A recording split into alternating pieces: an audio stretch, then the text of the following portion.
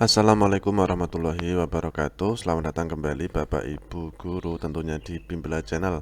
Kali ini kita akan melanjutkan kembali untuk berbagi latihan sebagai persiapan kita mengikuti pretest PPG di tahun 2024. Oke, langsung saja yang baru bergabung silahkan bisa diklik subscribe. Jangan lupa bunyikan lonceng notifikasinya agar selalu mendapatkan update terbaru dari kami tentunya di Bimbela Channel.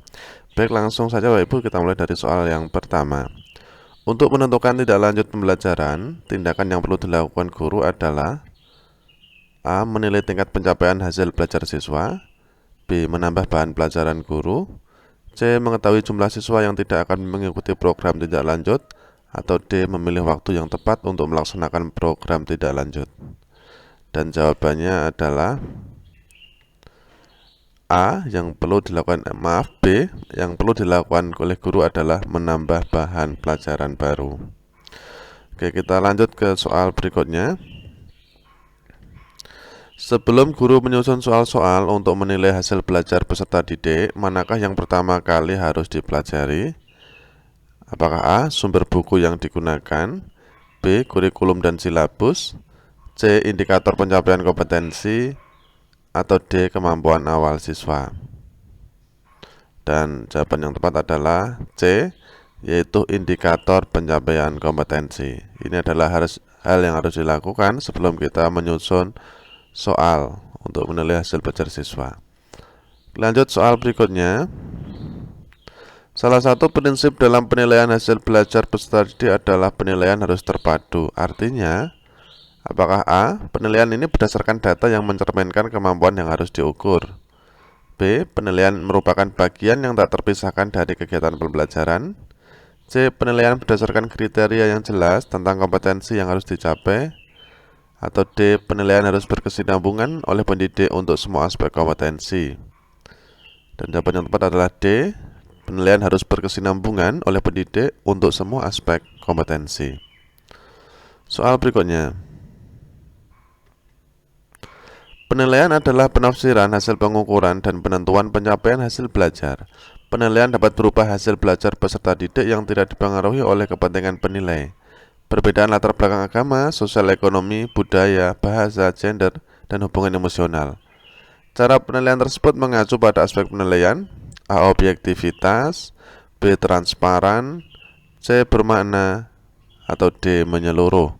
Dan jawaban yang tepat adalah A, yaitu objektivitas.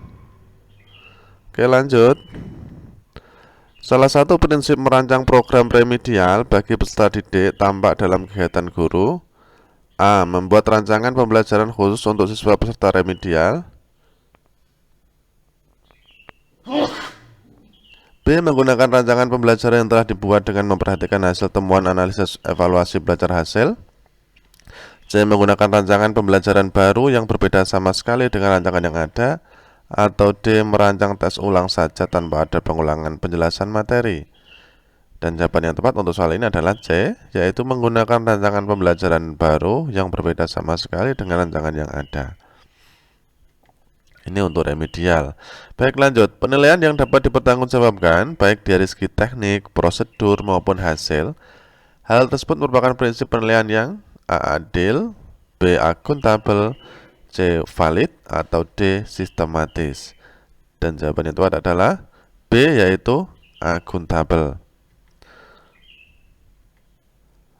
Penilaian yang dilakukan secara berencana dan bertahap dengan mengikuti langkah-langkah yang baku. Hal tersebut merupakan prinsip penilaian yang A. Adil, B. Objektif, C. Valid, atau D. Sistematis. Dan jawaban yang tepat adalah D, yaitu sistematis. Karena kata kuncinya di sini adalah berencana dan bertahap. Oke, next. Di bawah ini beberapa hal yang perlu diperhatikan dalam melakukan asesmen hasil belajar peserta didik kecuali A. Ditujukan untuk mengukur pencapaian kompetensi, B. Menggunakan acuan kriteria berdasarkan pencapaian kompetensi, C. Ditindaklanjuti dengan program remedial dan pengayaan, atau D. Dilakukan pengulangan jika ternyata hasilnya banyak yang jelek. Dan jawaban yang tepat adalah D. Dilakukan pengulangan jika ternyata hasilnya banyak yang jelek. Silabus dan RPP sama-sama sebagai rencana proses pembelajaran. Perbedaannya adalah sebagai berikut. A. Silabus berisi kompetensi dasar, sedangkan RPP mengarahkan kegiatan belajar untuk mencapai kompetensi dasar. B. Silabus bersumber dari standar isi dan standar lulusan, sedangkan RPP bersumber dari standar kompetensi lulusan. C. RPP dibuat oleh setiap guru, sedangkan silabus dibuat oleh tim guru. Atau D. RPP dan silabus keduanya disusun oleh setiap satuan pendidikan. Dan jawaban yang tepat adalah A, Bapak Ibu ya. Silabus berisi kompetensi dasar, sedangkan RPP mengarahkan kegiatan belajar untuk mencapai kompetensi dasar. Oke, lanjut. Dalam menggunakan media dan alat bantu mengajar, guru sebaiknya memperhatikan beberapa faktor di bawah ini kecuali satu, yakni apa? A. Metode mengajar yang digunakan guru. B. Karakteristik bahan ajar. C. Waktu yang tersedia untuk kegiatan pembelajaran. Atau D. Buku sumber yang digunakan dalam pembelajaran. Dan jawaban yang tepat adalah C, yaitu waktu yang tersedia untuk kegiatan pembelajaran. Oke, terima kasih Bapak Ibu. Kita lanjut ke part 3 nanti. Semoga bermanfaat. Silahkan di-share ke teman-teman yang lain yang juga mengikuti pretest tahun ini. Akhirul kalam, wassalamualaikum warahmatullahi wabarakatuh.